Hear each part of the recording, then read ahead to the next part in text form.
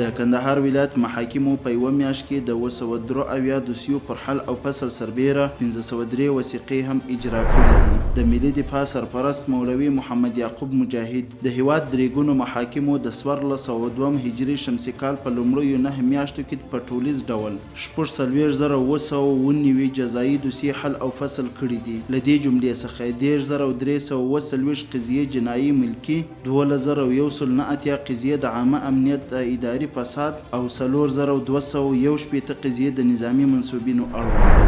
د سمنګان ولایت محاکمو د 1402 لمریز کال په دویمه روبه کې د 222 بېلابېلو دوسیو پر حل او فصل سربیره 570 وثیقې هم اجرا کړي دي. د هلمند ولایت محاکمو د 1402 لمریز کال په دویمه روبه کې د 1040 بېلابېلو دوسیو پر حل او فصل سربیره 1110 وثیقې هم اجرا کړي دي. د بادغیس ولایت محاکمو د روان 1402 لمریز کال په دویمه روبه کې د 1245 بېلابېلو دوسیو پر حل او فصل سربیره 1168 وثیقې هم اجرا کړي دي.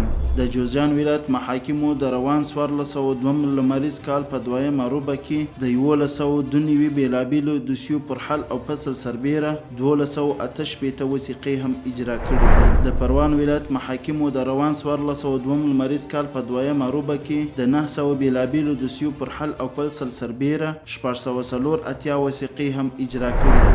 د لوګر ولایت محاکمو د روان 1402 لمریز کال په دویمه روبه کې د 440 بېلابېلو دوسیو پر حل او فصل سربیره 816 وثیقې هم اجرا کړي دي. د کونړ ولایت محاکمو د روان 1402 لمریز کال په دویمه روبه کې د 653 بېلابېلو دوسیو پر حل او فصل سربیره 570 وثیقې هم اجرا کړي دي.